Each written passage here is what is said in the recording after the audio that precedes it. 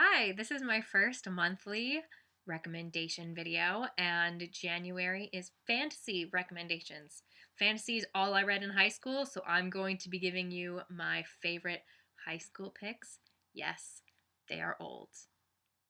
Do do do do do do do do. If you've never read fantasy before, I recommend starting with a standalone because it's less of a time commitment and it's all wrapped up nicely in one book. So I'm going to recommend these based on what you might be reading currently. Unfortunately, they are all sort of European. If there's a standalone non-European fantasy that you really like, please recommend it to me. I'm always looking for them. If you like adventure, if you like the average guy ends up saving the world kind of stories, I recommend starting with Stardust by Neil Gaiman. It's got everything. It's short. It has a little bit of romance. It has adventure. It has witches. It has dark humor. It is a really good primer for fantasy.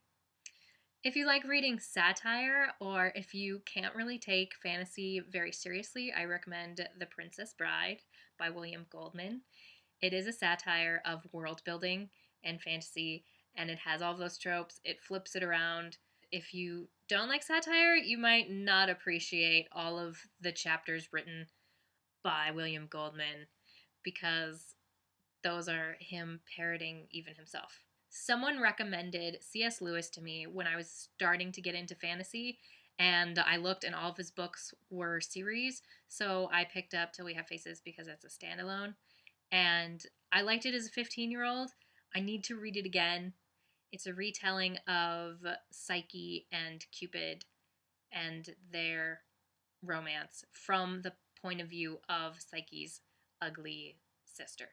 It's probably his most underrated book. I never hear people talking about Till We Have Faces when they're talking about C.S. Lewis. New York Herald Tribune, which I've never heard of, calls it the most significant and triumphant work that Lewis has produced.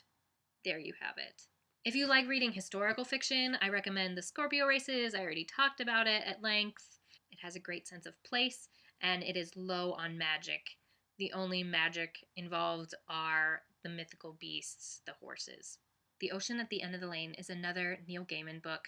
If you read literary fiction or contemporary fiction, if you read things that are a little spooky, that is his most literary work, his most haunting work, and I think it's his best work. Stardust is still my favorite because I like funny, happy books, but The Ocean at the End of the Lane will stay with you for a really long time. So I recommend that one.